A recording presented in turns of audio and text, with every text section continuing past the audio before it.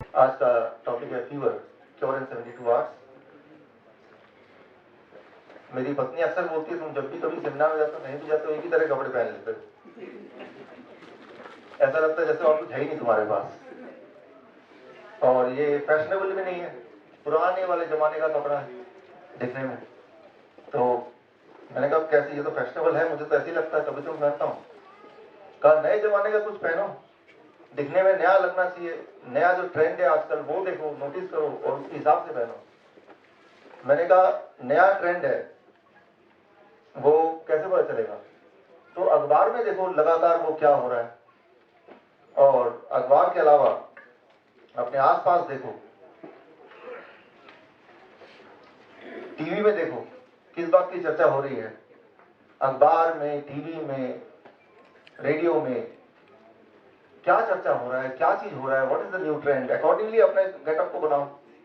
तो फिर मैंने वादा किया, मेरी पत्नी यहाँ बैठी है सामने, कि इस बार जब मैं आऊंगा तो बिल्कुल नए ट्रेंड के हिसाब से ही आऊंगा। ऐसा ही मैंने किया, देखने में नहीं लग रहा, अभी लगेगा। इस बार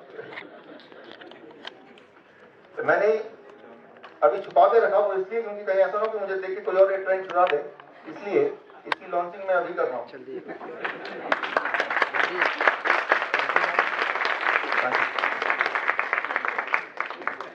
बिल्कुल आज के ट्रेंड के हिसाब से ही मैंने आज का गेटअप बनाया है।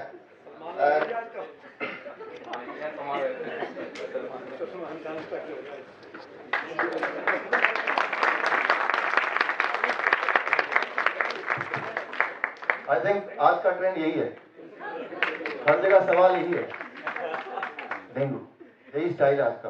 तो शुरू करते हैं। डेंगू से ज्यादा उसका जो डर है, that is what is killing most of the people.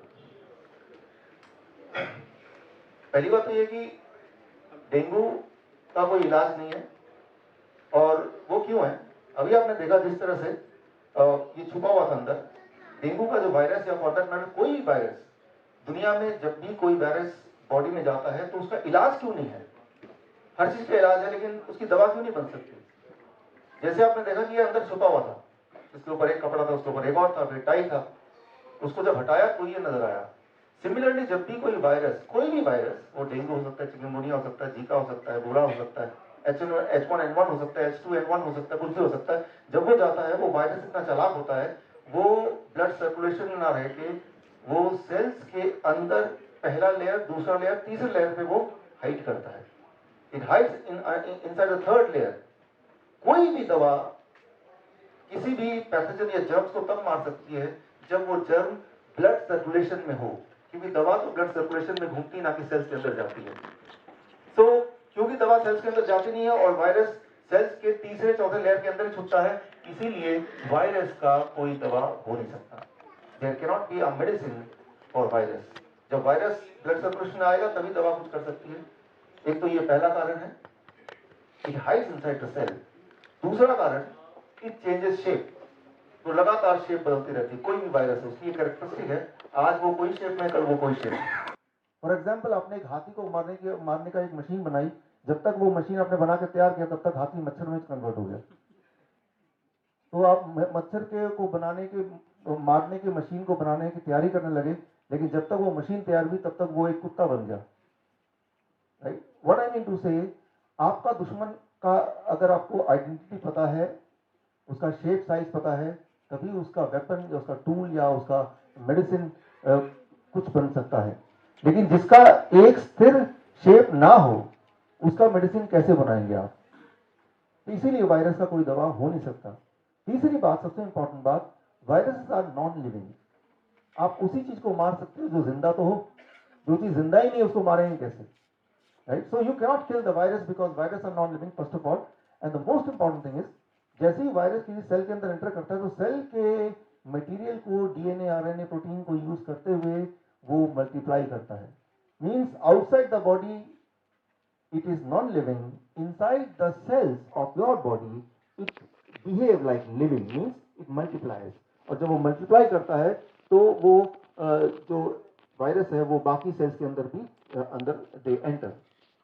ऐसे में अगर आप दवा लेंगे तो वो दवा क्या करेगा, जैसे आपने देखा वो टाई, वो दवा एक टाई की तरह है, वो दवा, कोई भी दवा आप लेते हैं, खास तौर पे पेन किलर लेते हैं या फीवर को कम करने के लिए लेते हैं, वो क्या करता है, उस वायरस को सेल्स से बाहर निकलने नहीं देता है, वो अंदर ही वो सेल्स के दरवाजों को बंद करने लगता है, द मेडिसिन। लेकिन उससे क्या होगा कि वायरस सेल्स के अंदर मल्टीप्लाई होता रहेगा और एक टाइम होगा कि वो इतना ज्यादा वायरस सेल्स के अंदर होंगे, सेल्स ही डिस्ट्रॉय होगा and then it will burst inside, that is even more dangerous. So there can not be a medicine for virus, और ना तो कोई क्योर है, और क्योर की बात तो छोड़ ही दीजिए, वायरस को आप डायग्नोज भी नहीं कर सकते। कौन सा वाला वायरस है, डायग्नोज करने का कोई तरीका नहीं है। फॉर एग्जाम्पल डेंगू है, H1N1 है, कोल्ड है, चिकनगुनिया है, जीका है, ये नया आने वाला है इंडिया में, राइट। सो लेकिन अब कैसे डायग्नोस होगा कि ये कौन सा वाला वायरस है? फॉर एग्जाम्पल सारे में आप देखिए प्लेटलेट काउंट लो होता है, ये डेंगू में भी होता है, H1N1 में भी, कोल्ड में भी होता है, चिकनगुनिया में भी होता है, जीका में भी होता है, बॉडी एक वो भी सब में होता है। अच्छा, लॉस ऑफ एनर्जी सभी में होता है, फीवर सभी में रहता है, कमजोरी सभी में रहता है। सारे वायरल डिजीज का जो सिम्टम्स है वो लगभग लगभग सेम है। इट इज इम्पॉसिबल टू से by looking at the symptom कि आपके अंदर वाला वायरस कौन सा वाला है, इट इज इम्पॉसिबल टू से। तो कैसे डायग्नोस होगा? आप बोलेंगे लैब टेस्ट में डायग्नोस होगा। जो पॉपुलर लैब टेस्ट है उसका, जो the most popular lab test, जो first line of lab test है उसे कहते हैं PCR test, polymerase chain reaction test, virus की आइडेंटिटी जानने का। बट इंटरेस्टिंग बात यह है कि इस टेस्ट के आविष्कारक कैरी मुलस, उनका कहना है कि the test can detect the genetic sequencing of virus but not the virus themself. ये वायरस की जेनेटिक सीक्वेंसिंग बताता है, ना कि वायरस की आइडेंटिटी बताता है। वायरस के अंदर कौन सा प्रोटीन है वो बताता है, और वो वाला प्रोटीन किसी और वायरस में भी हो सकता है, किसी और तरह के वायरस में भी। तो ये जो टेस्ट अभी यूज करते हैं हॉस्पिटल में, डॉक्टर यूज करते हैं, वो टेस्ट से वायरस नहीं पता चल सकता, राइट। वो टेस्ट से सिर्फ ये पता चल सकता है कि उसका प्रोटीन क्या है, और डेंगू के वायरस का प्रोटीन और H1N1 वायरस का protein they are same. So this means वो कुछ भी हो सकता है। पहली बात, इसको सिंपल भाषा में अगर बोलें, फॉर एग्जांपल मान लीजिए मैंने एक दूरबीन बनाई, वो दूरबीन से आप उसामा बिन लादेन को ढूंढ सकते हैं, ऐसा दूरबीन बनाया। लेकिन उस दूरबीन से जब देखने लगे तो उसामा बिन लादेन कुछ इस तरह दिखने लगे। तो अब क्या दिक्कत आएगी, क्या प्रॉब्लम आ सकती है? जैसे आपने ये पकड़ा तो हो सकता है उसामा बिन लादेन हो, लेकिन ये भी तो हो सकता है कि कोई और इंसान जैसी दाढ़ी ऐसे हो, उसको आपने डिटेक्ट कर लिया। The same is the situation with the test, PCR test, जो कि फर्स्ट लाइन ऑफ एक्शन का टेस्ट है। So there is no test at all, कोई भी टेस्ट नहीं है। लेकिन अगर आप अभी भी सहमत नहीं है तो मैं लेटेस्ट रिपोर्ट दिखाता हूं, सीडीसी की साथ, CDC centre of disease control, ये गवर्नमेंट ऑफ यूएस का हाईएस्ट अथॉरिटी है, और इन्होंने ठेका लिया हुआ है पूरे दुनिया में जो दवाइयां होंगी या डायग्नोस्टिक होंगे वो कैसे होंगे, वो ठेका इनको मिला हुआ है, ऐसा मान लीजिए। इनका कहना, इसको जरा अगर हम पढ़ें इसको, ये ध्यान से पढ़िए, as with any diagnostic test, while a negative Zika PCR test, Zika की जगह डेंगू डाल दीजिए, H1N1 डाल दीजिए, it is same. PCR test would suggest that an infection has not occurred. A negative Zika test result does not rule out infection with Zika virus. क्या कोई आप में से इसको हिंदी में ट्रांसलेट कर सकता है? इसको हिंदी में ट्रांसलेट किया, अगर नहीं है नेगेटिव, नेगेटिव आता है, नेगेटिव मतलब कि नहीं है, इसका मतलब ये नहीं कि वायरस नहीं है, लेकिन इसका मतलब ये भी नहीं कि वायरस है। तो बोलना क्या चाहते हैं आप? इसको ट्रांसलेट करके देखिए व्हाट इट मींस। कि अगर नेगेटिव रिजल्ट है इसका मतलब ये तो ये है कि शायद नहीं है, लेकिन ऐसा नहीं है कि नहीं है, हो भी सकता है या नहीं भी हो सकता है। तो व्हाट इट मींस। लेकिन अगर आप उसको डिटेल रिपोर्ट चाहते हैं, पूरा जो 7 पेज रिपोर्ट है इसका, that file is here, right. तो ये फाइल आप देख सकते हैं। तो पूरा अगर पढ़ेंगे, मैं आ रहा हूं, आपके दिमाग में सवाल आते रहेंगे, keep on writing it, right. तो जीका की जगह आप डेंगू कर लीजिए यहाँ पे, वो ज्यादा आपको समझ आएगा, लेकिन बात एक ही है। तो ये जो सब्जेक्ट है, इसमें आपकी जितनी अंडरस्टैंडिंग है, डॉक्टर की अंडरस्टैंडिंग उससे ज्यादा नहीं है, उतनी है। ये एक स्पेशल सब्जेक्ट है वायरस के ऊपर, इसे कहते हैं वीरोलॉजिस्ट। और एक डॉक्टर को वीरोलॉजिस्ट यानी कि वायरस के बारे में उतनी अंडरस्टैंडिंग, उतनी नॉलेज जितनी आपकी हो, इसके लिए स्पेशलिस्ट होते हैं वीरोलॉजिस्ट, उनको थोड़ा ज्यादा नॉलेज है, वो इसी पे काम करते हैं सालों साल। पूरे दुनिया में ऐसे थोड़े से वीरोलॉजिस्ट हैं, उनमें से एक का नाम मैं लूंगा, उनका नाम है लियोनार्ड होरोविट्ज। दुनिया के टॉप 10 वायरस स्पेशलिस्ट जिन्होंने ये किताब लिखी है, बड़ी महंगी किताब, और उनसे मैंने एक बार फोन पे बात किया, एक बार स्काइप पे बात किया, उनसे मैंने पूछा, अपने कंफ्यूजन दूर किए। आपको याद है 2009 में H1N1 जब फैला था, तो रिमेंबर, अगर याद नहीं आ रहा तो ये फोटो कुछ याद आ रहा है? ऐसे कुछ जहां भी जाते हैं मास्क लगा के, है ना, और H1N1 हर जगह था। और हालांकि डायग्नोज करने का कोई मेथड नहीं है, और जो मेथड है वो अपने आप में फ्लॉड मेथड है, लेकिन उस वक्त सारे डॉक्टरों की ट्रेनिंग हो गई और डॉक्टरों के पास एक मैजिकल ताकत आ गई, वो फोन पे ही डायग्नोज करने लग गए H1N1। So what I mean to say, बहुत स्पेशलाइज बात है वायरस। अभी अभी हमारे ऑफिस में करीब 7-8 लोग डेंगू या चिकनगुनिया ऐसा कुछ हो गया, और वो चले गए डायग्नोस्टिक के लिए। जैसा प्रोटोकॉल होता है कि जैसे हॉस्पिटल जाएंगे डायग्नोस कराना पड़ेगा, लेकिन डायग्नोस कराने से होगा क्या?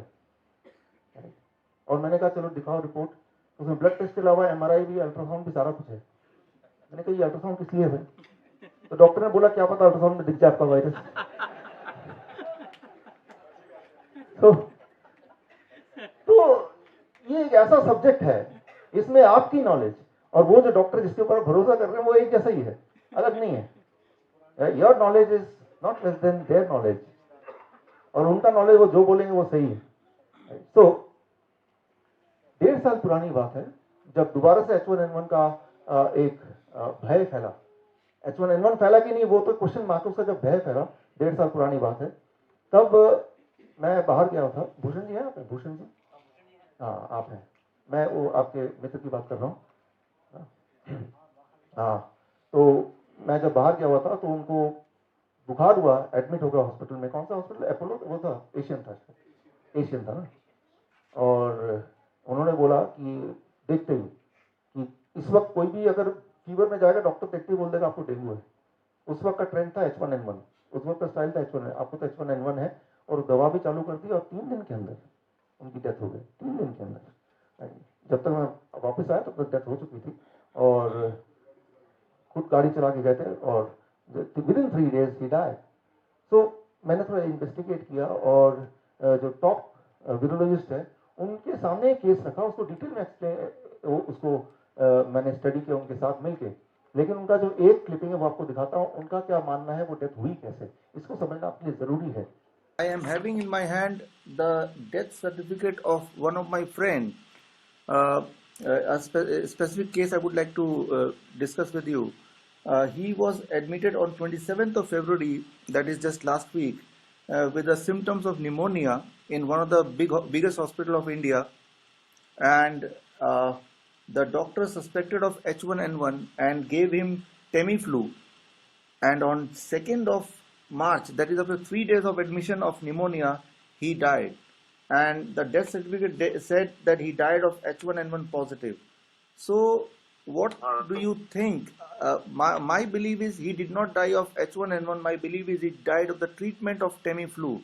What I think is that the Tamiflu is the cause of the death rather than any virus. What is your take on this? I would have to agree completely with you. I totally agree with that diagnosis. I believe that if you start to study Tamiflu and the fraud that was instigated in the process of approving Tamiflu, I would have to go back and study, but I seem to recall that the whole Tamiflu operation and the drug company that produced it was under the direction of the American military industrialist Donald Rumsfeld, that his organization was literally implicated in consumer fraud and in defrauding the federal government, in paying off the Food and Drug Administration to approve of Tamiflu, which is extremely toxic. And my general beef with what it is that you're reporting and the conclusion of the hospital is, again, the hospitals are bribed. The hospital administrators are bribed. When you are in that position, and it's the same thing in academia, the way control is maintained is the way I've discussed previously, that you've got money coming in from these higher level organizations such as World Bank, World Health Organization. अभी यहाँ पे इन्होंने जो खुलासा किया वो ये किया कि मेरा सवाल इनसे ये भी था यहाँ पे कि भाई एकदम से कैसे पता चल जाता है डॉक्टर्स को बिना टेस्ट के, और test itself is a flawed, you know, कि H1N1 पॉजिटिव है या डेंगू पॉजिटिव है, चिकनगुनिया पॉजिटिव है। तो इनका जवाब था कि जो हॉस्पिटल्स हैं उनको फंडिंग होती है, जितने ज्यादा डेंगू केस आएंगे या उस वक्त H1N1 के केस आएंगे उतना उनको फंडिंग होगी। सो ये उन हॉस्पिटल्स के हित में है कि वो पेशेंट को ऐलान कर दे ये H1N1 है और आज की तारीख में ऐलान करते ये चिकनगुनिया है, चाहे वो सिंपल फीवर भी क्यों ना हो, क्योंकि उससे फंडिंग आएगी। और जब ये ऐलान करेंगे तो उसमें उससे भय का व्यापार वो और फैलेगा। बुखार होना एक नॉर्मल बात है, वो बुखार डेंगू का है या चिकनगुनिया का है या सिंपल फीवर है या वो बुखार मलेरिया का है, ये आप अंदर झांक के देख ही नहीं सकते, जो बोल दिया वो सही है। That is the most important thing. और ये जो टेस्ट है वो टेस्ट के रिपोर्ट कुछ ऐसे होते हैं कि अगर आपको कोई बुखार नहीं है, लेकिन आप एक एक्सपेरिमेंट करके देख सकते हैं, आप अगर 14 बार अगर टेस्ट करते हैं PCR टेस्ट, 14 में से एक बार पॉजिटिव आने के चांसेस पूरे हैं। या 14 लोग अगर आप में से रैंडमली कोई 14 लोग people go for a test, out of 14 1 will be diagnosed as positive, right. और अगर जो नेगेटिव 13 लोग डायग्नोज होंगे तो उनका सेकेंड प्रोटोकॉल है, फिर एक और टेस्ट है, राइट। तो थर्ड प्रोटोकॉल है। कहीं ना कहीं तो इतने सारे जाल बिछे, कहीं ना कहीं तो जब तक पैसे ना खत्म हो जाए और टेस्ट आप करते रहे, आप पॉजिटिव आने के चांसेस 100% ही है फिर, राइट। तो एक पायदान है, दूसरा पायदान, वहां से नहीं ट्रैक में तीसरा पायदान, करीब ऐसे 4-5 हजार या 10 हजार तक का तो बिल ये डायग्नोसिस का ही है। तो ये एक व्यापार का पूरा एक सिस्टम है। तो मैंने उनसे पूछा वो डायग्नोसिस में एक्चुअली दिखता क्या है, होता क्या है, थोड़ा सिंपल भाषा में समझाएं। तो उन्होंने मुझे समझाया कुछ सिंपल भाषा में। फॉर एग्जाम्पल मैं आपको समझाता हूँ। मान लीजिए देखिए आप इतनी दूर से आप देख रहे हैं, ये बताइए शेर के पंजे हैं या चीता का पंजा है या लोमड़ी का है या कुत्ते का है, इट डिपेंड्स ऑन जो भी आप बोले, राइट। लेकिन जो भी आप बोलेंगे वो जरूरी है क्या वो करेक्ट हो। तो जब एक टेस्ट होता है या ब्लड रिपोर्ट होती है जिससे वायरस का टेस्ट होता है, तो वो जो टेस्ट करने वाले को जो नजर आता है वो उतना ही क्लैरिटी से नजर आता है जितना क्लैरिटी से आपको समझ आ रही है बात। तो ये पूरी तरह से टेस्ट होने, जो इंसान टेस्ट कर रहा है उसके ऊपर है कि उसके उस वक्त फ्रेम ऑफ माइंड में क्या चल रहा है, अकॉर्डिंगली वो जो बोल देगा, that is what is the ultimate truth. तो ये सारे चीजों को जब जो सारे नॉलेज उन्होंने मुझे दिया, जो सारे कन्वर्सेशन हुआ, मैंने उनको रिक्वेस्ट किया। फाइनली एक किताब उन्होंने मेरे साथ लिखी, किताब का नाम है why the mortality rate drops when the doctor gone strike, right. जब भी दुनिया में देखा गया कि डॉक्टर स्ट्राइक पे जाते हैं तो वहां की जो मृत्यु दर है अक्सर ही घट जाती है, वहां के लोगों की हेल्थ अक्सर ही अच्छी हो जाती है, राइट। तो कहीं भी देख लीजिए, चाहे यूएस में हो,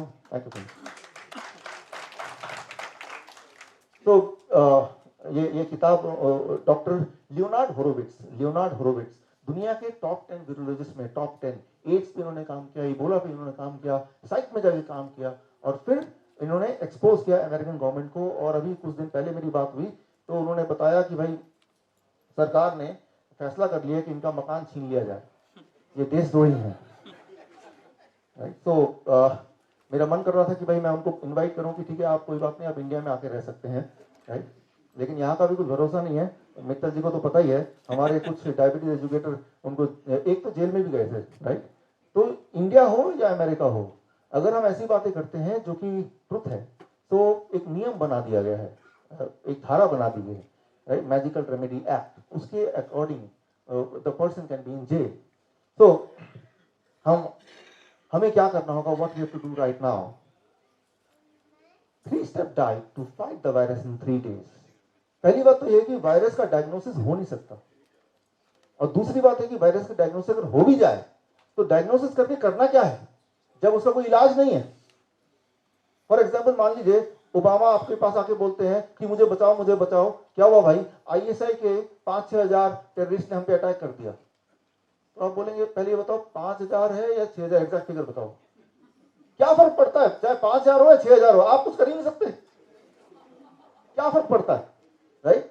या तो कुछ कर सकते हैं, फिर तो डायग्नोस करने का, एग्जैक्ट नंबर पूछने का कि मैं क्या प्लानिंग बनाऊंगा, 5,000 है तो मैं ऐसा कुछ कर दूंगा, या 6,000 हो तो मैं वैसा कुछ कर दूंगा, राइट।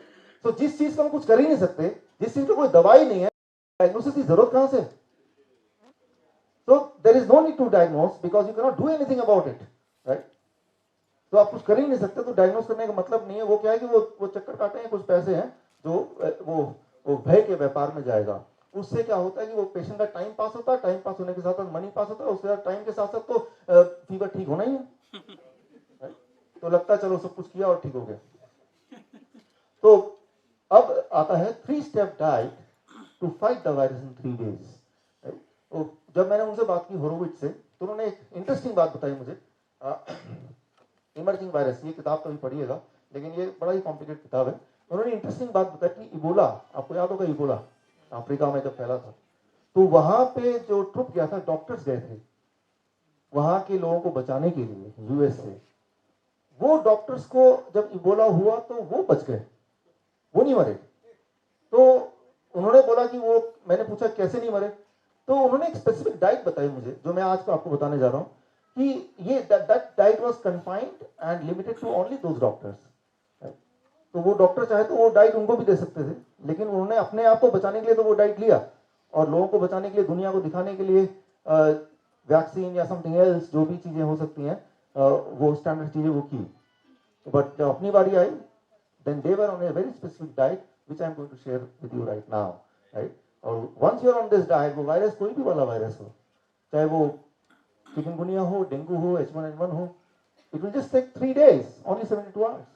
तो आज मेरा जो मकसद है, ना केवल ये नॉलेज आप तक पहुंचाने का, ये आपके माध्यम से आपके आसपास के लोगों तक पहुंचाने का। और उसके लिए, ताकि ये नॉलेज ठीक से पहुंचे, एट द एंड मैंने एक कार्ड बनाया है, उसमें जो जो इंपॉर्टेंट बातें हैं वो मैंने उसमें कलरफुली डाल दिया है। तो वो कार्ड लेते हुए जाएं, ताकि आप जब किसी को बताएं तो वो करेक्ट हो, उसमें कुछ गड़बड़ ना हो, कंफ्यूजन ना हो, राइट? नहीं तो आप कंफ्यूज हो जाएंगे, कुछ कितना याद रहेगा, कितना याद नहीं रहेगा, that is the question mark.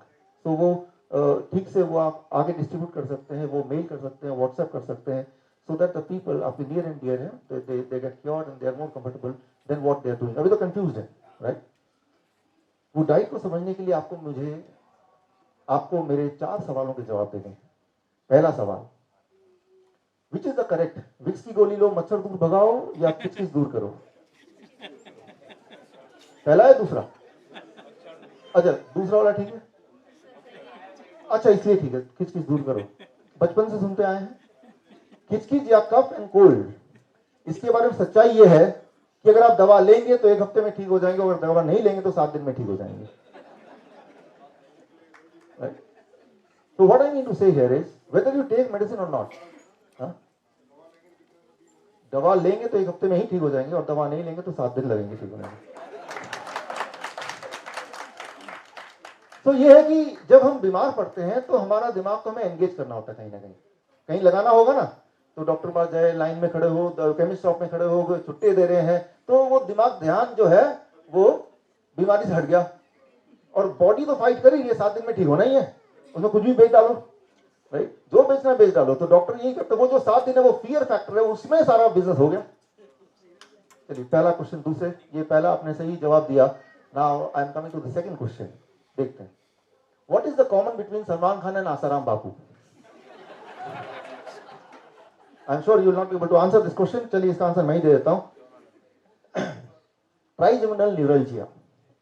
अच्छा, इसको मैं एक्सप्लेन करता हूं, व्हाट इज ट्राइजेमिनल न्यूरल्जिया।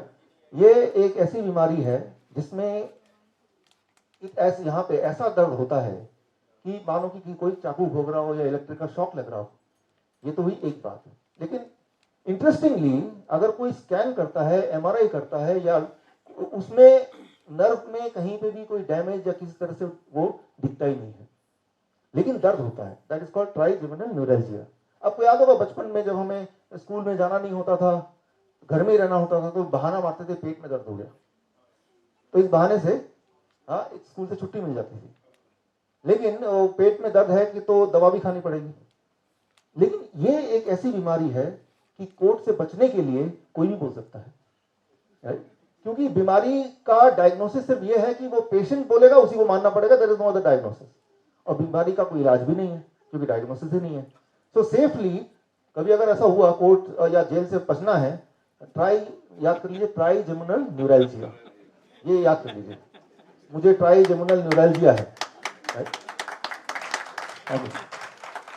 तो ये प्रावधान है कि किसी ने अगर बोल दिया ट्राइजेमिनल न्यूरल्जिया, तो मानना पड़ेगा, वो पेशेंट है, उसको हॉस्पिटल ले जाना पड़ेगा, ना कि कोर्ट या जेल। राइट। देखिए, एक नॉलेज तो मिल गया आपको कम से कम। चलिए, मेरा तीसरा सवाल। अब दर्द की बात आई तो दर्द से जुड़ा हुआ तीसरा सवाल, व्हाट इट एक्चुअली मीन्स, मर्द को दर्द नहीं होता, इसका मतलब क्या है? मर्द को वाकई में दर्द नहीं होता, पहला। दूसरा, मर्द को दर्द तो होता है लेकिन वो किसी से बताता नहीं है। ए या बी, विच इज राइट? ए या बी? बी, मतलब दर्द होता है लेकिन बताता नहीं है। चलिए, लेकिन इसका कनेक्शन क्या आज के वो 3 डेज का डाइट का वायरस से क्या कनेक्शन है, आगे पता चल जाएगा। चलिए, उससे पहले coming to the fourth question, viral fever हो तो ठीक होने के लिए कहां जाएं? पहला, हॉस्पिटल में जाएं। दूसरा, मंदिर में जाएं। तीसरा, वॉशरूम में जाएं। चलिए, इसके जवाब को मैं आगे दूंगा टाइम आने पे। अब शुरू से शुरू करते हैं। वायरस कैसे आता है, क्या करता है और हमें क्या करना है? देखिए, इस वक्त हम बातचीत कर रहे हैं, आप मुंह खोल रहे हैं, बंद कर रहे हैं, सांस ले रहे हैं। So in this atmosphere thousands and thousands of suspended particles are there, जो हमारी आंखों से हम देख नहीं सकते, उसको रिकॉग्नाइज नहीं कर सकते। अब देखिए, यहाँ पे लाइट पड़ रही है, अगर लाइट पे यहाँ पे बिल्कुल झांकेंगे तो यहाँ पे सस्पेंडेड पार्टिकल दिखाई देंगे। Getting the point, right? So those are the particle जो वैसे नहीं दिखाई दे रहे हैं, बट वो है, एग्जिस्ट करते हैं दुनिया में, and there are thousands of different kind of them. Most of them are harmless, वो कुछ भी नहीं करेगा, right? We can not avoid that. वो नाक के अंदर जाएंगे, बाहर आएंगे, बट वो हार्मलेस हैं, they can not do anything. Some of them are useful, वो फायदा करेंगे, right? And some of them are harmful as well, वो हार्मफुल भी हैं, वो इसको लगा दो, हटा दो, वो हार्मफुल है, सम ऑफ देम आर हार्मफुल। उनमें से कुछ वायरस हो सकता है, वो वायरस कुछ भी हो, उसका नाम कुछ भी दे दें आप। वो वाले वायरस जब जाते हैं बॉडी में, नाक से, मुंह से, कैसे भी करके, या फिर मच्छरों से कैसे भी करके, when they enter the body, वो बॉडी में कुछ करते हैं और हमारे ब्रेन को पता चल जाता है कि हमारे बॉडी में एक दुश्मन आ गया है, अब उसको भगाओ। हमारा brain is tuned to help you, to protect you, your health, and so that you are able to live a healthy long life. तो ब्रेन के पास कुछ वेपन्स हैं, टूल्स हैं, जिस टूल से वो वायरस को इनइफेक्टिव करके, उसको वीक करके बॉडी से निकाल सकता है। वो टूल बॉडी के पास है, वो टूल ब्रेन के पास है। तो सबसे इंपॉर्टेंट टूल है, that is fever, high fever, temperature. एक इंपॉर्टेंट बात है कि जब टेम्परेचर बढ़ जाता है, ज्यादा टेम्परेचर पे वायरस इनइफेक्टिव हो जाता है, वो एक्टिव नहीं रह सकता है, वो मल्टीप्लाई नहीं हो सकता है, और उसके बाद हमारा बॉडी उसको बॉडी से बाहर थ्रो कर सकता है, हमारा ब्रेन, दैट्स द मैकेनिज्म। लेकिन जब हाई टेम्परेचर होता है तो क्या होता है कि हमें डिस्कम्फर्ट भी लगता है, ऑफकोर्स, हमें खाने पीने का मन नहीं करता, काम करने का मन नहीं करता। तो it is called disease, disease. Disease का मतलब इलनेस नहीं है, disease, I am not at ease, I am not comfortable, right? So I am diseased means I am not easy, it is not easy, it is not comfortable, that's all. लेकिन वो हमें as a human we are not, right, much accustomed to living in this ease, हमें comfortable चाहिए। तो एकदम से वो doctor याद आता है कि भाई मुझे बीमार पड़ गया, मैं क्या करूं, तो मेरे पास आ जाओ, मैं कुछ करता हूँ, right? और वो जैसी दवा देते हैं, एकदम से टेम्परेचर डाउन हो जाता है, फोर्सफुली डाउन होता है, तो ब्रेन एज्यूम करता है कि वायरस चला गया होगा, राइट? जबकि वो मेडिसिन कैसे काम करता है, come to it, but the temperature goes down and the brain assume that the virus is gone और द बैक्टीरिया इज गॉन और द जर्म इज गॉन। जो वायरस है वो नॉन लिविंग होते हुए भी वो बड़ा इंटेलिजेंट है, उसको पता चल गया कि ये इंसान को पता चल गया है कि भाई कुछ गड़बड़ है, तभी ये इधर उधर जा रहा है। तो virus remains inactive for some time, 2-3 महीना, राइट? और वायरस बल्कि शुक्रगुजार है उस डॉक्टर का, डॉक्टर ने उस इंसान को बचाया, वायरस को बचा लिया। वो तो ब्रेन तो मारने वाला था ना अभी, टेम्परेचर। तो वायरस बोलता है थैंक यू डॉक्टर, आपने मुझे बचा लिया। लेकिन एट द सेम टाइम वो अलर्ट होकर शांत बैठ जाता, चुपचाप, 1-2 महीना, 3 महीना, 4 महीना, राइट? लेकिन फिर अपनी हरकत में दोबारा आना ही है। That's why he is inside the body. After all, कोई भी क्रिएचर इस दुनिया में उसका एक उसका मकसद होता है मल्टीप्लाई करना। ह्यूमन है, एनिमल्स हैं, बर्ड्स हैं, ट्रीज हैं, टू मल्टीप्लाई, राइट? ताकि उसकी आबादी बढ़े, और that is the ultimate aim, goal of anything which is being existing in this world, even the non living viruses. और जब दोबारा मल्टीप्लाई करना है, तो जैसे ही मल्टीप्लाई करने की बारी आएगी, तो इस बार वायरस को पता चल गया कि ब्रेन टेम्परेचर बढ़ा देगा और मैं इनएक्टिव हो जाऊंगा। तो 2-3 महीने में वायरस एक स्किल सीख लेता है कि हाई टेम्परेचर वो मरेगा नहीं, राइट टू अंडरस्टैंड। अब हाई टेम्परेचर मरना, राइट, उससे कैसे प्रोटेक्ट करना है, दैट वायरस लर्न्स इट। यानी कि अब ब्रेन के पास ये वाला टूल नहीं है, लेकिन ब्रेन के पास कुछ और वेपन्स हैं। एक वेपन है cough and cold, right?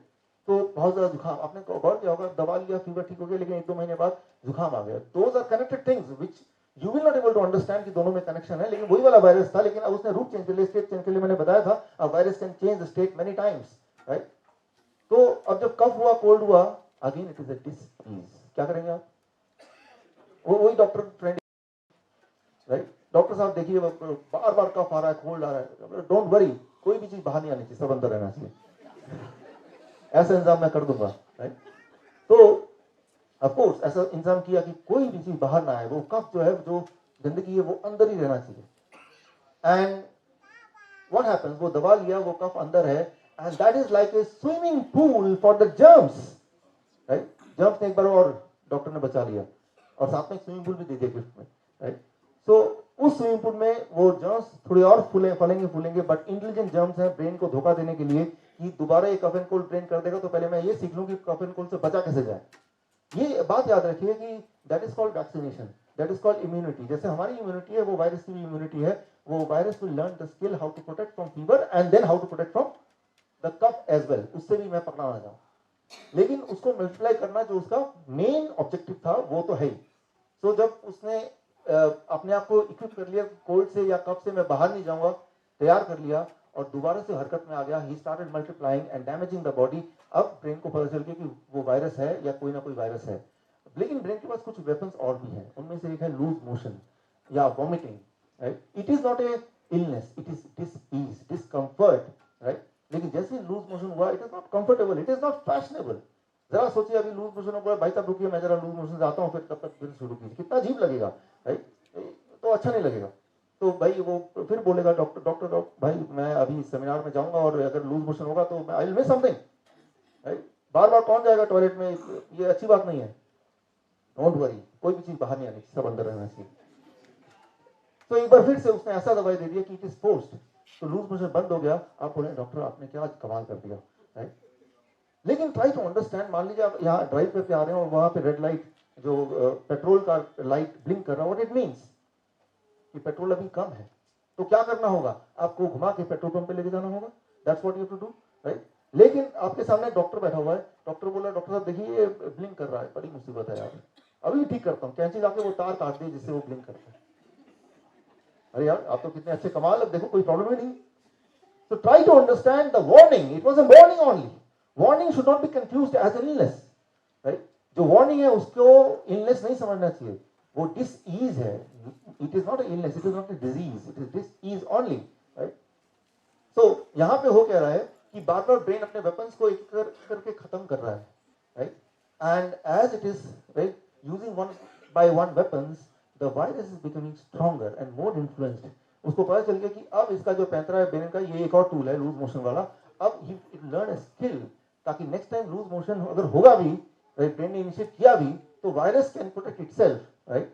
So every time you are giving, making the virus stronger by taking that medication, right? So ये वॉमिटिंग है, ये लूज मोशन है, ये फीवर है, ये कोल्ड है, these are not illness, these are the protective mechanism of the brain and you should not interfere with it, right? सवाल दिमाग में आता है, टेम्परेचर बहुत ज्यादा बढ़ गया तो सारा टेम्परेचर में तो बॉडी के सारे सेल्स भी मर जाते हैं, यू विल डाई, तब क्या करें? उसका जवाब आने वाला है, डोंट वरी, टेम्परेचर नहीं बढ़ेगा, बढ़ नहीं सकता, थोड़ा तो बढ़ेगा लेकिन डेंजरसली नहीं बढ़ेगा, उसका इंतजाम हो जाएगा, राइट? लेकिन मैं ये बोलना चाह रहा हूं फिलहाल तो कि ये बीमारियां नहीं है, let's not confuse it as a disease, it is just a discomfort, it is just a protection. For example मान लीजिए आपका घर में, राइट, प्रोटेक्शन के लिए आप कुछ रखते हैं वेपन्स, राइट, ताकि कोई चोर आ जाए या कोई डाकू आ जाए तो कुछ उसका सामना करे। और जब ऐसा होता है सिचुएशन, तो क्या तब आप खाना बना रहे होते तो क्या करते हैं? खाना बनाना छोड़ देते हैं थोड़ी देर के लिए, जो भी काम करते हैं priority is protecting yourself. Similarly जब भी ऐसा बॉडी में इन्वेड करता है कोई वायरस, तो बॉडी क्या करती है?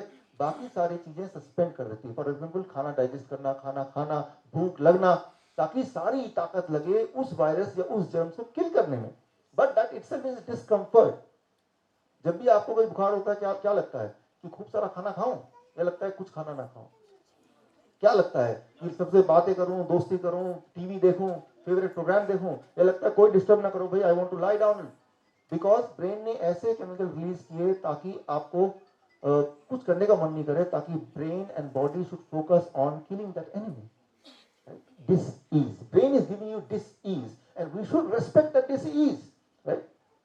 तो अब मान लीजिए पेन की बात करते हैं, दर्द की बात करते हैं, हेडेक की बात है, स्टमक की बात है, जॉइंट पेन की बात है, तो तुरंत हम एक पेन किलर ले लेते हैं. Let's try to understand what it is. मान लीजिए मैं यहाँ से चल रहा हूँ और सामने नीचे कील है और the moment I step on the की नेल, क्या हुआ? एकदम से पेन आएगा and I will fall back, right? But try to understand कि जो पेन था वो उस इंजरी की वजह से नहीं है. ब्रेन मुझे बताना चाहता है, बिकॉज भगवान ने आंखें पैर के नीचे दी नहीं है, मुझे पता नहीं चलेगा. Brain want to tell you, immediate मेरा अटेंशन लगाना चाहता है, देखो भाई यहाँ पे आपने इंजर कर दिया, stop and pay attention to this, इसको पहले ठीक करो फिर आगे बढ़ो. तो इंस्टेंटली मुझे पेन देगा. Try to understand, pain is not because of the injury. दर्द जो होता है वो किसी इंजरी की वजह से नहीं होता. ब्रेन चाहता है कि आप उस पर ध्यान दें, इसीलिए that's how it is, right? That is. लेकिन कुछ दुनिया में लोग होते हैं जिनको पेन नहीं होता, मर्द को दर्द नहीं होता, उसके अलावा भी कुछ लोग ऐसे हैं, राइट? उसके बारे में मैं आपको बताता हूँ. मान लो हेडेक होता है, अचानक आपने पेन किलर ले लिया, हेडेक इज गॉन. लेकिन वो पेन किलर ने हेडेक गायब कैसे किया? हमारे पूरे बॉडी में सिग्नलिंग सिस्टम है जिसके थ्रू ब्रेन सिग्नल पास करता है. ब्रेन को हिंदी या इंग्लिश आती नहीं है, उसका जो लैंग्वेज है that is by giving some signal like pain, ताकि आपको अलर्ट कर दें. तो जब आप पेन किलर लेते हैं तो वो जो सिग्नलिंग सिस्टम है ब्रेन का वो स्विच ऑफ हो जाता है and that is what is called pain killer. लेकिन बार बार अगर सिग्नल सिस्टम ब्रेन का स्विच ऑफ हो जाएगा, एक टाइम आएगा कि जब आपको पेन होना बंद हो जाएगा, वो दर्द नहीं होता, तो आप भी वो मर्द वही वाले बन जाएंगे, दर्द ही नहीं हो रहा. फॉर एग्जाम्पल जो डायबिटीज के पेशेंट होते हैं एडवांस वाले, उनका आपने कई बार ध्यान दिया होगा कि जब वो चलते हैं तो अगर कोई कील चुभ जाए तो उनको नहीं पता चलेगा, राइट? और वो इंजर होता रहेगा, बिकॉज ब्रेन ने पेन सिग्नल देना बंद कर दिया है. लेकिन पूरे दिन के बाद जब शाम को आते हैं और जूते और मोजे उतारते हैं तो मोजा पूरा ही खून में लथपथ. That is the time, for the first time he know कि अरे यार मैंने अपने पैर को इतना इंजर कर दिया, राइट? तो try to understand and tell me, pain is an enemy और pain is a friend? Friend. तो पेन को इंटरफेयर नहीं करना है, राइट? जैसे टूथ एक हो गया, हेडेक हो गया, तुरंत एक पेन किलर ले लिया. पेन किलर का मतलब ब्रेन की जो सिग्नलिंग सिस्टम है उसको आपने इंटरफेयर किया. इसका मतलब नेक्स्ट टाइम और आगे आगे एक टाइम आएगा जब ब्रेन पेन सिग्नल देना बंद ही कर देगा. ऐसे कुछ बच्चे पैदा होते हैं दुनिया में जिनको कहते हैं CIPA.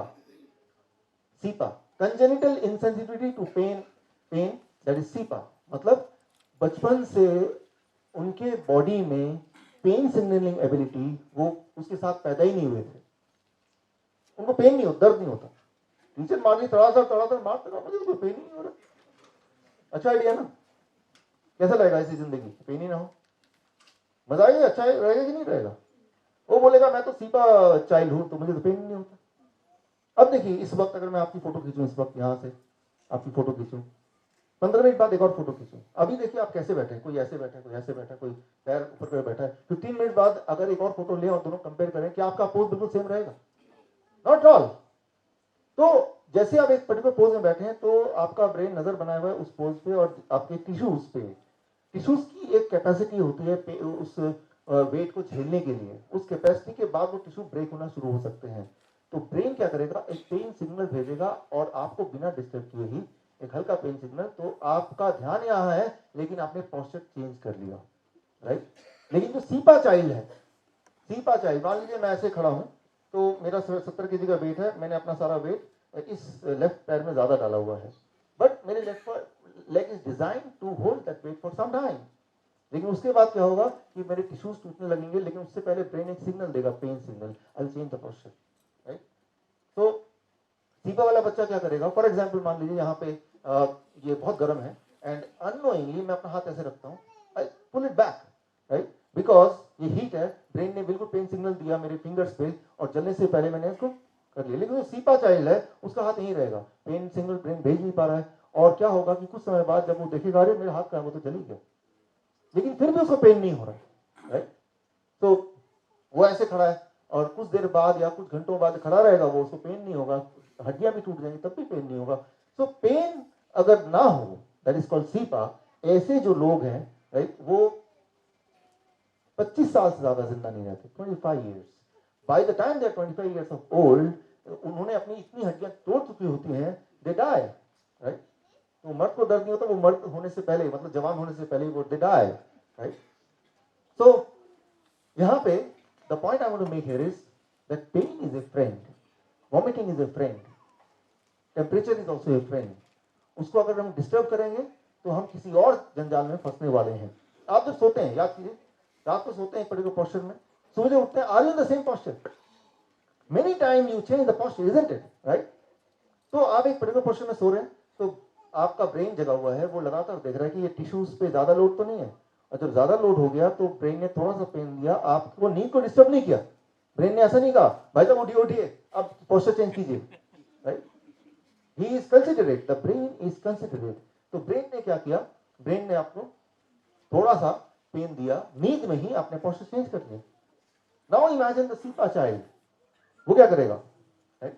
Cepa child what they will do, they will be sleeping the same. तो सुबह जब उठेगा तो एक आध हड्डियां उसको टूटी मिलेंगी। So try to understand the importance of pain. Never try to interfere with the pain. And pain is never because of the injury. It is because the brain wants that you attend to that particular problem, right? So मैं आपको example देके बताता हूँ इसको। 1944 या 49 में 1944, right?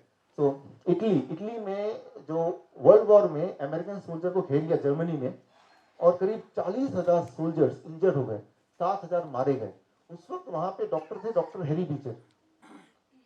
उन्होंने soldier से पूछा कि आप जब जो जख्मी हो गए, पैर कट गए, उड़ गए बॉम्ब से, हाथ उड़ गए, बुलेट लग गया, उन सबसे पूछा क्या आपको दर्द है, क्या दर्द के लिए कुछ चाहिए? 70% का जवाब था दर्द नहीं है। तो ट्राई टू अंडरस्टैंड, पेन जो होता है ना, वो दर्द किसी इंजरी से इनके लिए नहीं होता।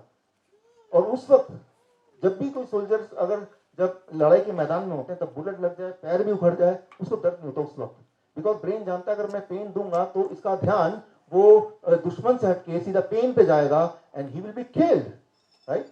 सो ब्रेन चोज कि भाई थोड़ी देर बाद जब ये सेफ जोन पे आ जाएगा तब मैं पेन दूंगा, ताकि वो वाला पैर जो इंजर्ड है वो और हिलाए डुलाए ना।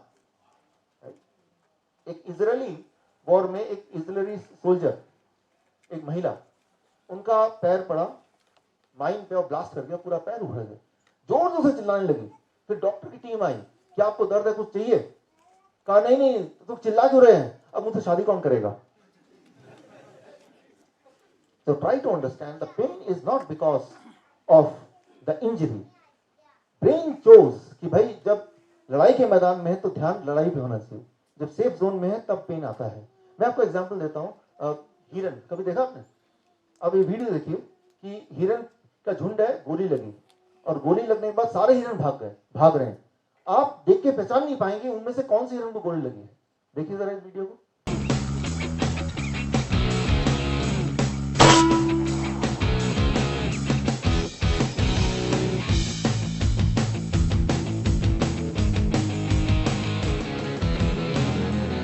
So it took this big doe with the XP Badger.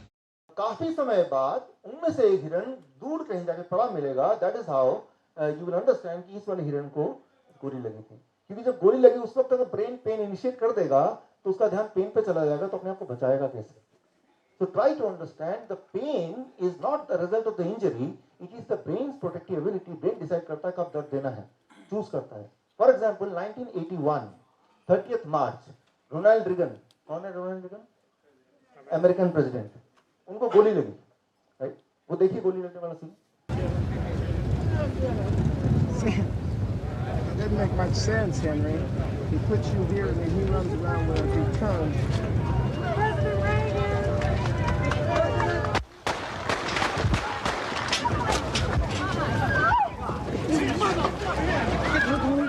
So उनको गोली लगी और तब किसी को नहीं पता चला उनको गोली लगी, उनको सेफली गाड़ी में उठा के ले गए। काफी समय बाद देखा कुछ खून निकल रहा है, उन्होंने खुद अच्छा मुझे गोली लगी है, फिर उनको इलाज किया गया और जब एक साल हो गया ठीक, अगले साल उन्होंने एक साल जब पूरे हुए इस गोली लगने को, इंटरव्यू में बोला कि जब गोली लगी पहली बार मुझे गोली लगी, फिल्मों में तो मुझे कई बार गोली लगती, वो पहले एक्टर थे, लेकिन अब मुझे पता चला गोली लगने के बाद दर्द हो कोई जरूरी नहीं है। फिल्मों में जब गोली लगती थी तो हर बार दर्द होता था, लेकिन अब जब असली में गोली लगी तो दर्द नहीं हुआ, काफी समय बाद मुझे पता चला कि मुझे गोली लगी है। So try to understand the pain is not because of the injury. It is the protective mechanism when the brain decides that I have to give pain. For example, आप अपना एग्जाम्पल लीजिए, आज जब घर से निकल रहे थे, संडे का दिन है, घर का सब कुछ ठीक करके जाना है और सेमिनार में टाइम पे पहुंचना है और ये बुक फेयर भी थोड़ा एंजॉय करना है, आप अपना टाइम मैनेज कर रहे थे और जल्दी में सामान रखते हुए और बाकी काम करते हुए आपका जो पैर है वो बेड के कोने में लगता है, लेकिन आप नोटिस नहीं करते। अब इमेजिन कीजिए होता क्या है ऐसे में कि रात को जब दोबारा घर जाते हैं, कपड़े बदलते हैं, तब देखते हैं अरे बाप रे यहाँ पे चोट सी लगी हुई है, याद करते हैं कब हुआ था, अरे सुबह जब मैं चल रहा था और भाग रहा था तब वो टकरा गया था। और जब ये सोच रहे होते हैं उस वक्त आपको पहली बार दर्द का एहसास होता है, isn't it? लेकिन जब एक्चुअली हो रहा था तो ब्रेन उसे देख रहा था, लेकिन ब्रेन को पता है कि अभी मैं दर्द दूंगा, बेचारा पहले से बहुत लेट हो चुका है, तो जाने दो उसको अभी। अब जब शाम को आ गए, सारे काम कर लिए, सोने जा रहे हैं, तो ब्रेन ने बोला अब इसको थोड़ा मैं इसका थोड़ा काम खींचता हूं, इसको थोड़ा डिसिप्लिन करता हूं। तो तब ब्रेन ने पहली बार हमको पेन दिया कि देखो भाई आगे से समझ के रहना, डिसिप्लिन करने के लिए पेन दिया, ध्यान दिलाने के लिए पेन दिया, वो जब आपके पास वो समय है उस पेन को झेलने का, समझने का। So what I mean to say here is हमारे बॉडी में कुछ प्रोटेक्टिव मैकेनिज्म है, अगर वो मैकेनिज्म फेल हो जाए तो that may be the last day of our life. लेकिन उस मैकेनिज्म को अगर हम बीमारी मान लें, right, then that is the thing which will make us really sick. तो यहाँ पे मैं ये बोल रहा था कि इंजरी के रिस्पॉन्स पे पेन कब कैसे होता है वो ब्रेन डिसाइड करता है, वन थिंग। दूसरी बात ये है, जैसे मैंने बताया ट्राइजेमिनल न्यूरैल्जिया, कि कुछ इंजरी नहीं है but pain is there, right. So दो कॉन्ट्रास्टिंग बात हो गई, एक तरफ तो पेन है तो दर्द है, लेकिन दर्द कब है, it depends on the situation. Injury हो गई, दर्द कब होगा, it depends on the situation. और दूसरी तरफ कि दर्द तो है लेकिन पेन ही, दर्द तो है लेकिन इंजरी है ही नहीं कहीं। तो दर्द का कारण क्या है, दर्द ब्रेन डिसाइड करता है कि कब देना है, इंजरी हो या ना हो।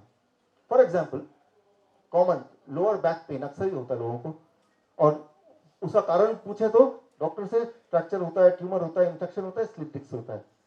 लेकिन 85% लोग जिनको लोअर बैक पेन होता है, इनमें से कोई भी डिटेक्ट नहीं होता। और ऐसे बहुत सारे लोग हैं जिनको कोई पेन नहीं है, लेकिन वो अगर स्कैनिंग करेंगे तो उनको स्लिप डिस्क मिलेगा। अब क्या है कि जब कोई लोअर बैक पेन में गया तो डॉक्टर की रिस्पॉन्सिबिलिटी बन जाती है कि इनमें से किसी ना किसी एक में तो डालना ही उस आदमी को, और फिर उसको इलाज चालू कर देना है। और वो जिंदगी भर इलाज चलता है और जिंदगी भर वो ठीक ही नहीं होता कभी। सो पेन मे और may not have a physical connection, right. It may be because of blocked emotion. मान लो बचपन का कोई दुख है, उस दुख को बार बार याद करते हैं तो ब्रेन सोचता है आप उस दुख को संभाल के रखना चाहते हैं, तो वो दुख ब्रेन कहीं डाल देता है। दैट पार्ट में भी पेन है। जब तक उस इमोशन को हम स्विच ऑफ नहीं कर देंगे, ब्लॉक नहीं कर देंगे, तब तक वो पेन आता रहेगा। लेकिन हम ढूंढते हैं जो कारण, वो इन्हीं में से किसी को ढूंढते हैं, उस डॉक्टर को बोलते हैं, डॉक्टर को वो पेन के बारे में उतना ही पता है जितना आपको पता है। उनको पेन क्या होता है, उसका साइंस क्या होता है, उसका आर्ट्स क्या होता है, वो वाला टॉपिक है ही नहीं। उनको बता दिया यही चार होते हैं, तो इन चारों में आपका पेन ढूंढ के रहेगा कौन सा रीजन है, राइट, वो ढूंढ के ही रहेगा। आप ऐसा कीजिए, आपको पेन नहीं है, आपको पता है, लेकिन डॉक्टर बोलिए बहुत पेन, बहुत पेन। फिर देखिए वो डॉक्टर क्या करता है, चारों में से एक कारण निकालता है कि नहीं, कम से कम एक कारण से निकाल के देगा, जब तक चैन से नहीं बैठेगा वो, राइट। मैं एग्जांपल दे रहा हूँ, बाईपास सर्जरी आने से पहले जब लोगों को एंजाइना पेन होता था, हार्ट का पेन, राइट, एंजाइना पेन, तो तब एक सर्जरी थी। उस सर्जरी में क्या होता था कि थोड़ा सा कट मारा और अंदर जो आर्टरीज है उसको थोड़ा हिलाया डुलाया, इस उम्मीद से कि अगर कोई चीज ब्लॉकेज होगी तो हिलने डुलने से वो ब्लॉकेज हट उठ जाएगा, तो ठीक ही हो जाएगा। और वो सर्जरी बड़ी पॉपुलर हुई और हमेशा देखा गया उस सर्जरी के बाद लोगों का पेन कम भी हो गया। अब हार्वर्ड में एंड यूनिवर्सिटी ऑफ पेनिसिल्वेनिया, इन दोनों यूनिवर्सिटी में अलग अलग डॉक्टरों की टीम ने अलग अलग ढंग से एक्सपेरिमेंट किया। उन्होंने एफडीए से परमिशन ली, which now they will not give, unethical permission, कि हम दो तरह के मरीज हैं, दोनों का एंजाइना पेन है, एक ग्रुप ऑफ मरीज को वही वाला आर्टरी हिलाने वाला हम सर्जरी करेंगे, दूसरे मरीज को सर्जरी तो नहीं करेंगे, ऊपर से कट लगा देंगे कि आपकी सर्जरी हो चुकी है। और इंटरेस्टिंगली दोनों ग्रुप में सभी को रिलीफ मिला, सभी को आराम मिला और कई महीनों तक आराम रहा। तो व्हाट आई मीन टू से, इट इज ऑल एक्सपेक्टेशन। आपका ब्रेन ये देखता है आप उम्मीद क्या करते हैं। अभी हमारा डायबिटीज, वर्चुअल डायबिटीज टूवर्ड्स चल रहा है हमारा, राइट, 3 दिन वाला, और करीब 9 देशों से हमारे पास पार्टिसिपेंट्स हैं। जब पार्टिसिपेंट्स को पता चला कि यहाँ पे बहुत डेंगू हो रहा है, तो 3-4 पार्टिसिपेंट को तो बुखार आ गया। तो मतलब ये कि योर ब्रेन एक्सपेक्ट्स, राइट, देखता है सराउंडिंग कि आप क्या एक्सपेक्ट करते हैं अपने आप से। ब्रेन की रिस्पॉन्सिबिलिटी जो आप एक्सपेक्ट करते हैं, ब्रेन वो आपको डाल देगा, राइट। तो जैसे आप देख रहे हैं हर जगह डेंगू लिखा हुआ है, ये डेंगू है, चिकनगुनिया है, वो होर्डिंग में भी, अखबार में भी और टीवी में भी, तो ये एक्सपेक्ट मुझे बुखार होना चाहिए अभी। तो brain is a servant, brain को पालन करना उसका इसकी रिस्पॉन्सिबिलिटी है, राइट। सो यहाँ पे इंपॉर्टेंट है एक्सपेक्टेशन। एक्सपेक्टेशन कैसे होता है? Past belief, right. आसपास क्या चल रहा है, राइट, उससे एक्सपेक्टेशन बनता है। उससे क्या होता है? Emotion, fear, right? And इससे that results to pain or that results to fever, right? तो fever होता है, डर से fever होता है, आपको पता ही है, right? तो वो जो fear है, ये जो डर है, सारा व्यापार इस fear का है। वो जो डर के दौरान कुछ भी आप बेच सकते हैं, किसी को डरा के कि ऐसा नहीं कर देंगे ऐसा हो जाएगा, कुछ भी बेच सकते हैं। तो ये जो मेडिसिन है पूरा का पूरा, अगर वायरल डिजीज की बात करें, ये it is the business of fear, right. हालांकि अभी देखिए फीवर होना कोई बड़ी बात नहीं, होती ही रहती है, लेकिन अभी फीवर को डेंगू का नाम दे दिया, चिकनगुनिया का नाम दे दिया, तो दैट बिकम्स अ बिजनेस। लेकिन सोचने वाली बात, बिल्कुल लॉजिकल बात यह है कि ये तो ऑलरेडी एस्टैब्लिश्ड है कि वायरस का डायग्नोसिस हो नहीं सकता, और अगर हो भी गया वायरस का कोई ट्रीटमेंट है ही नहीं। क्यों नहीं है? मैंने आपको बताया था। तो फिर हॉस्पिटल जाने का मतलब क्या है? डॉक्टर पास जाने का मतलब क्या है जब कोई ट्रीटमेंट है ही नहीं, राइट। वो it is passing the time, right, कि चलो समय निकल जाएगा, कहीं तो जाना है ना, ऑफिस तो जाना नहीं है, अब कहाँ जाए, चलो डॉक्टर पास चलते हैं, राइट। तो टाइम पास होना समझ आती है बात, पैसा भी पास हो जाएगा, राइट। और टाइम पास होने के बाद वो एक हफ्ता लगता है, and then you will recover on its own. और अगर आप रिकवर करके सारा क्रेडिट उस डॉक्टर को चला गया, और कहीं अगर कोई पेशेंट अनफॉर्चुनेटली अगर भगवान को प्यारा हो गया तो उसकी किस्मत खराब थी। तो it is a safe business. Doctor का बिजनेस सबसे सेफ है कि अगर रिजल्ट नहीं मिलता तब भी पैसे पूरे ही मिलते हैं। खैर, हम अब इससे यहां पे कंक्लूजन पे आते हैं। पहला कंक्लूजन अभी तक का, fever, cold, loose motion, vomiting, pain are the defence mechanism of the body and they are not the illness. इसको इलनेस ना बोल के इसको डिफेंस मैकेनिज्म बोले, इसकी रेस्पेक्ट करें, राइट। इसे घबराए ना, ये बॉडी का इक्विपमेंट, अगर ये नहीं होता तो आप नहीं होते जिंदा, राइट। दूसरी बात, नो डायग्नोस्टिक टेस्ट और मेडिसिन फॉर वायरस। कोई डायग्नोस्टिक टेस्ट है ही नहीं और कोई दवा भी नहीं है, तो कोई मतलब ही नहीं है कि आप अगर कुछ ऐसा हो गया तो डॉक्टर के पास जाएं, हॉस्पिटल के पास जाएं, राइट। कोई मतलब नहीं। वो उनके पास जाना उतना ही ज्यादा रिलायबल रहेगा जितना कि किसी मंदिर में जाना, उतना ही रिलायबल, या किसी चिड़ियाघर में जाना।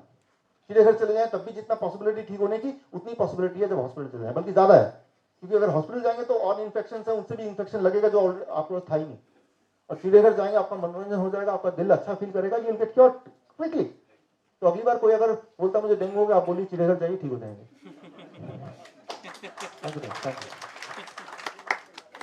और साइंटिफिकली प्रूव कर सकते हैं आप। Third, consuming medicine during viral infection can lead to life long sickness. जब किसी को वायरल इंफेक्शन हो, स्ट्रिक्टली पेन के लिए कोई दवा ना लें, स्ट्रिक्टली फीवर के लिए कोई दवा बिल्कुल ना लें। और अगर ऐसा किया तो वो वाला जो पेशेंट है जो 3 दिन में अदरवाइज ठीक होने वाला था, वो कम से कम 15 दिन, 20 दिन, महीना, 2 महीना तक वो परेशान रहेगा किसी न किसी एलिमेंट की वजह से। तो स्ट्रिक्टली क्या नहीं करना है, दैट इज, अगर कभी वायरल इंफेक्शन या बुखार आया तो दवा नहीं लेनी है। क्यों?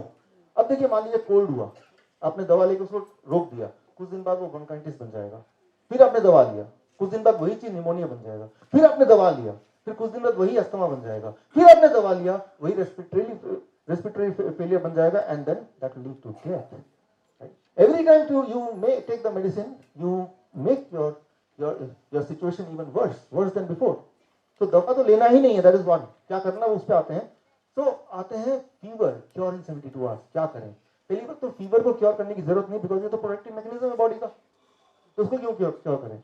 सवाल यह आ सकता है कि वायरस को कैसे भगाएं, cure in 72 hours. That is the right topic ये होना चाहिए, वायरस है तो उसको बॉडी से कैसे निकाल बाहर फेंकें। उसके लिए पहले तो ये देखें कि सिम्टम क्या है। ये इंपॉर्टेंट स्केल है। नॉर्मली बॉडी का, ह्यूमन बॉडी का टेम्परेचर है वो 98.6 डिग्री नॉर्मल, राइट। टंग से, मुंह से करेंगे तो 98.6, अगर बगल में दबाएंगे थर्मोमीटर तो 97.7 ऐसे कुछ होगा, तो दैट इज नॉर्मल। 100 से 4 ये स्केल ना आपको मैं दे दूंगा, कार्ड प्रिंटेड है, right, so need not to worry about it. 100 या 100.4 डिग्री फ़ारेनहाइट तक it is called sub fever. Fever हुआ नहीं लेकिन फीवरिश टाइप लग रहा है, राइट। दैट उसका मतलब क्या, इसका मतलब है कि बॉडी में छोटा मोटा वायरस का कुछ चल रहा है, राइट, कुछ आदान प्रदान चल रहा है।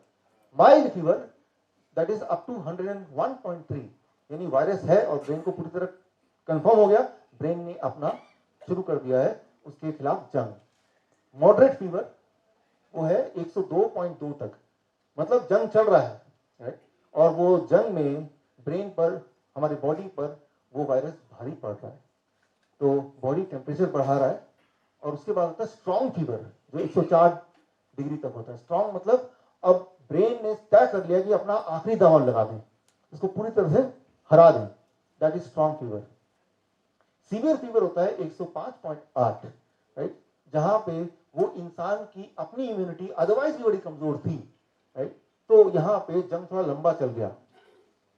देन डेंजरस फीवर होता है 105.8, इससे आगे वाकई में डेंजरस है। यहां पे यू शुड डू समथिंग ताकि फीवर कम हो, से ज्यादा ना बढ़े। उसके लिए क्या करना है, I come to it. Fatal fever और लाइफ थ्रेटनिंग फीवर इज 107.6 से ज्यादा। मैक्सिमम जो फीवर जाता है किसी का भी 109/6, मिनिमम जो टेम्परेचर बॉडी का रह सकता है 86, इससे कम होगा या इससे ज्यादा होगा, इन दोनों केसेस में ही it will lead to death. Body का जो एक होम्योस्टेट है वो 86 से लेके 109 के बीच में है, इससे अगर अलग होगा it will lead to death. अगर आपको विश्वास ना हो कभी करके देखिए, अलग, मेरा मतलब मत कीजिए, तो that will lead to death. तो अब इसमें होता कैसे है, virus it enters the body, और जब वायरस एंटर करता है तो पायरोजेनिक सब्सटेंस ऑटोमेटिकली बॉडी में रिलीज होता है, जो ब्रेन को सिग्नल की तरह काम करता है। ब्रेन समझ जाता है कि फीवर, कि कोई वायरस अंदर आ गया है, तो ब्रेन अपना फर्स्ट एक्शन फीवर, टेम्परेचर बढ़ा देता है। क्यों? क्योंकि टेम्परेचर जब बढ़ेगा तो चार चीजें होंगी, अगर कोई टॉक्सिन होगा तो वो बर्न कर जाएगा, वो बॉडी से एलिमिनेट हो जाएगा, और वो जो जर्म है, वो वायरस है, वो पैरासाइट है, वो बैक्टीरिया है, वो पैथोजन है, वो जर्म्स इनएक्टिव या कमजोर हो जाएगा। और फीवर में हमारी बॉडी की जो इम्यूनिटी है वो इम्यूनिटी अलर्ट हो जाती है और इम्यूनिटी भी स्ट्रांग हो जाती है, राइट। तो ये चार चीजें टुगेदर होती हैं जब बॉडी अपना टेम्परेचर बढ़ा देता है। This 4 things happen. इसमें जो सबसे इंपॉर्टेंट बात है स्ट्रांग फीवर। स्ट्रांग फीवर मतलब 104 तक। जब किसी का 103 पॉइंट समथिंग आता है या 104 आता है तो घबराना नहीं है उसमें। उसमें यह है कि आपका बॉडी एक आखिरी पटक नहीं मार रहा है। आपने देखी सुल्तान मूवी? देखी सुल्तान, राइट? तो सुल्तान में इमेजिन कीजिए कि वो सुल्तान है, वो बॉडी का टेम्परेचर है, वो ब्रेन है, और दूसरा वाला मैं आपको वीडियो दिखाता हूँ, राइट, कि कई बार वायरस भारी पड़ता है कई सारे कारण से, तब ब्रेन अपना आखिरी दाव लगाता है। At the time temperature briefly एक आध घंटे के लिए बहुत हाई जा सकता है, as high as 104, you no to worry about it, right. आप ऐसे इमेजिन कीजिए। Every single bottle. I'll pack it up. I'll send it to your wife.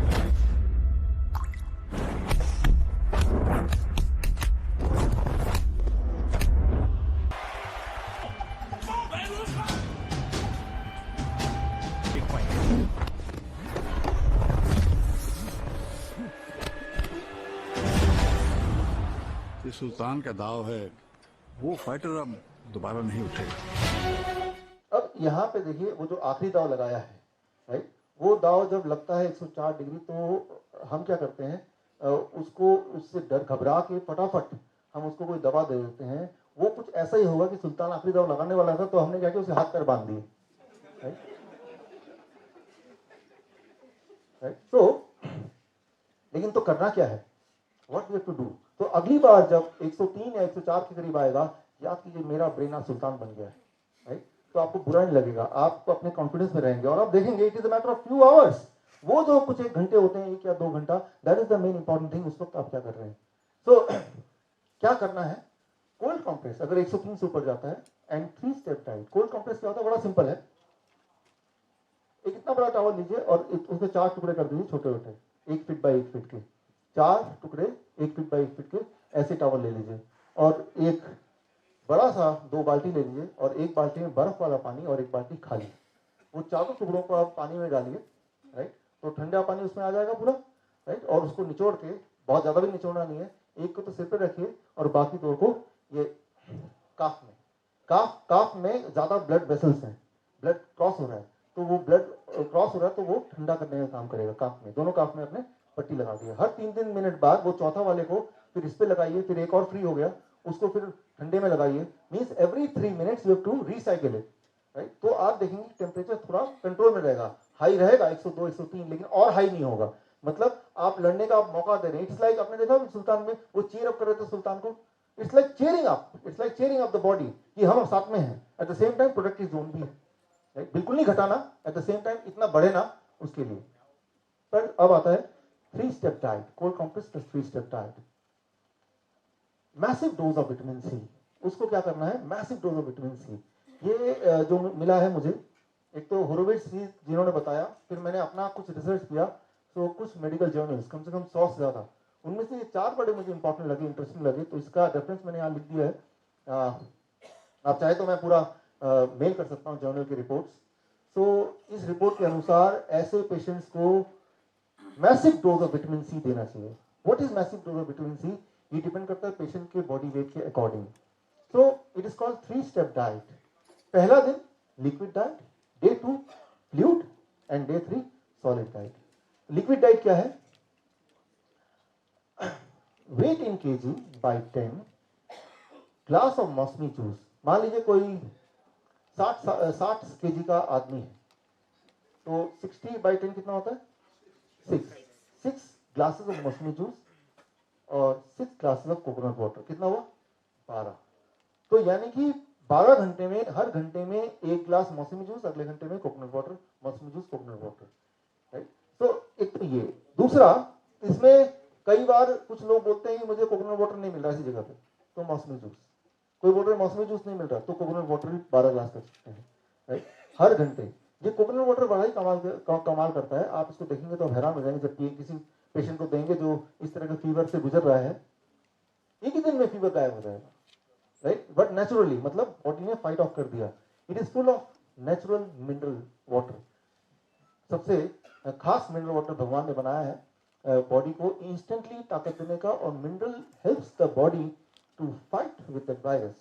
तो टोटल 12 हो गया। उस 12 में मौसमी रखना है, कितना कोकोनट रखना है, सारे कोकोनट रखने हैं, सारे मौसमी रखना है, वो फ्लेक्सिबिलिटी आपके पास है, डिपेंडिंग ऑन कि क्या आपको मिलता है, डिपेंडिंग ऑन कौन सा पेशेंट को ज्यादा अच्छा लग रहा है, इसमें कंफर्ट महसूस कर रहे हैं, ये सारे फैक्टर पे डिपेंड करते हैं। बट टोटल 12 होना चाहिए अगर 60 केजी का इंसान है, और ऐसा हर घंटे उसके धीरे धीरे धीरे चुस्की ले लेके, कटकना नहीं है, चाय की तरह पीना है, शराब पीते ना धीरे धीरे, उस तरह से पीना है। डे 1, तो डे 1 जिस दिन आपको लगा ऐसा कुछ है, तो डे 1 उसको डे 1 डाइट। डे 2 डाइट इसको फ्लूइड डाइट। इसमें देखिए वो 60 केजी का है, तो बाई 20 कितना हुआ? 3, और बाई 20 कितना हुआ? 3, तो टोटल कितना हो गया? 6 हो गया, तो 6 ग्लास, यानी कि आधा हो गया वो तो। Plus weight in kg, that is 60 into 5, कितना हो गया? 300 ग्राम्स ऑफ ये फ्लूइड। टोमेटो एंड कुकुम्बर उसके अंदर देखिए फ्लूइड टाइप होता है, पूरा सॉलिड नहीं है। That is the most important thing, right. तो आपको ये बोलना है कि टोमेटो कुकुम्बर 300 ग्राम पूरे दिन भर में उसके पेट में जाना चाहिए। वो धीरे धीरे ले सकते हैं, एक बार में ले सकते हैं, जैसा मर्जी, बट ओवरऑल वो 60 केजी के आदमी के लिए 6 ग्लास और 300 ग्राम, 300 में से 150 ये और 150 ये, या फिर इसका रेशियो अपने हिसाब से डिसाइड कर लें, अपने टेस्ट के अकॉर्डिंग या अवेलेबिलिटी के अकॉर्डिंग। पूरे दिन भर में ये सारा खाना स्प्रेड करना है, यानी कि सुबह उठा मैंने 6 ग्लास पी लिया, मेरा काम खत्म, पूरे दिन में स्प्रेड करना है, राइट। तब असर ज्यादा आएगा, धीरे धीरे पीना है, तब असर ज्यादा आएगा। Day 2 diet, day 3 diet, solid diet. Breakfast अब वो 30 कर दिया, 60 केजी का आदमी है, तो कितने ग्लास होगा total? 2 + 2 4 glasses. Breakfast is 4 glass of liquid. इसमें 2 ग्लास है मौसमी जूस या ऑरेंज जूस या पाइनएप्पल जूस। मौसमी नहीं मिल रहा तो पाइनएप्पल मिलेगा, पाइनएप्पल नहीं मिल रहा तो ऑरेंज मिलेगा, नहीं मिलेगा तो कोकोनट मिलेगा।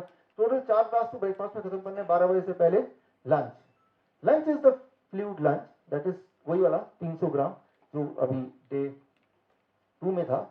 And dinner normal home cooked food, ये बड़ा इंपॉर्टेंट है, वही रोटी दाल चावल सब्जी। अच्छा ये क्यों? क्योंकि जब ये खाएंगे तो ब्रेन को एहसास दे रहा है भाई सब कुछ ठीक है, तो घबराओ मत।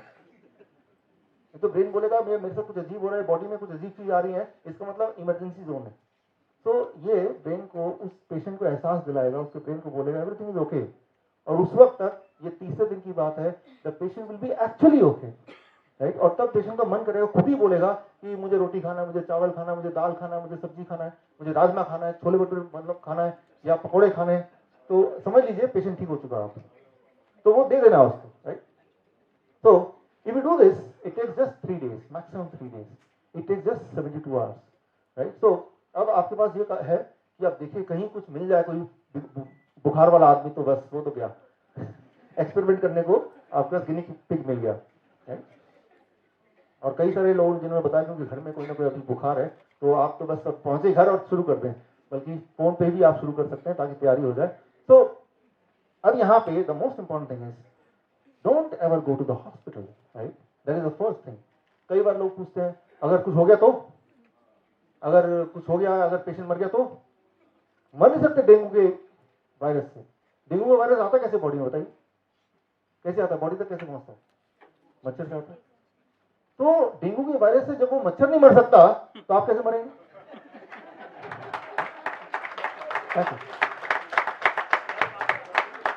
हाँ, पहले वो मच्छर मरेगा ना, क्योंकि उसको भी तो डेंगू हो गया है, वो तो मरा नहीं। तो डेंगू के वायरस से आप मर नहीं सकते फॉर श्योर, लेकिन जब वायरस अंदर आया तो उसको तो हमने किया क्या बॉडी के साथ, that plays an important role, right. That plays the most important role. तो घबराइए नहीं, आप मर नहीं सकते, कुछ नहीं हो सकता, राइट। यही करना है। बाकी हमारी इम्यूनिटी जो है that is the best weapon. या फिर आप ऐसा कर लीजिए प्रिवेंटिव डाइट, क्योंकि आजकल ऐसा माहौल चल रहा है, तो एक हफ्ते के लिए हम सब, आप सब प्रिवेंटिव डाइट पे चले जाइए ताकि protection from this kind of virus. How do that? Day 3 diet, right. Step 1, एक हफ्ते तक डे 3 डाइट पे रहिए। डे 3 डाइट मैंने बता दिया, मैं आपको कार्ड में दे भी दूंगा। Artificial fever for 7 days, body में आर्टिफिशियल फीवर क्रिएट करना है। उससे क्या होगा कि अगर कुछ वायरस कभी घुसा ही घुसा होगा, जब भी वायरस अंदर एंटर करता है हफ्ते, 2 हफ्ते, 3 हफ्ते बाद आपको असर पता चलता है। तो नया नया वायरस गया होगा तो वहीं पे वो अरेस्ट हो जाएगा by doing an artificial, creating an artificial fever in the body. अच्छा, आर्टिफिशियल फीवर क्रिएट कैसे करना है?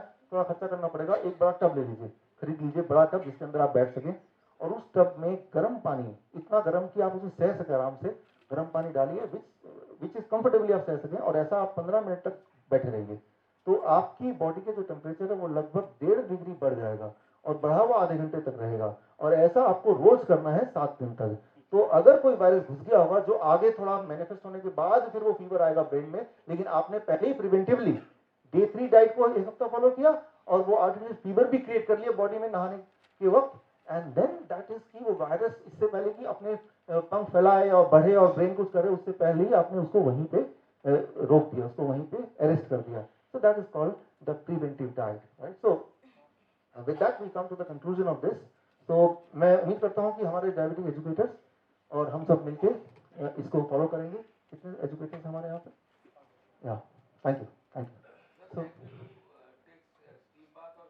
हाँ, एनीथिंग, स्टीम बात है, सोना बात है, इवन जब आप रनिंग करते हैं तो बॉडी का टेम्परेचर 1.8 डिग्री बढ़ जाता है, that is also artificial fever. Anything जिससे टेम्परेचर थोड़ा बढ़ जाए और बढ़ा हुआ थोड़ी देर तक रहे, that is called creating an artificial fever, right. Sunbath भी हो सकता है, धूप में भी, राइट। तो with this we come to the conclusion of this. आपको एक फीडबैक फॉर्म मिलेगा, वो फीडबैक फॉर्म भरिए, एंड उसके बाद वो फीडबैक फॉर्म आप एक्सचेंज कीजिए। फीडबैक फॉर्म जब देंगे तो इन एक्सचेंज आपको वो कार्ड मिलेगा। उस कार्ड में जो मैंने इंपॉर्टेंट चीज बोली है वो प्रिंटेड है, लिखा हुआ है, जिससे आप अपना और अपने दोस्तों का ख्याल रख सकें। आप आए, हम मिलते रहेंगे। आपका धन्यवाद। Thank you.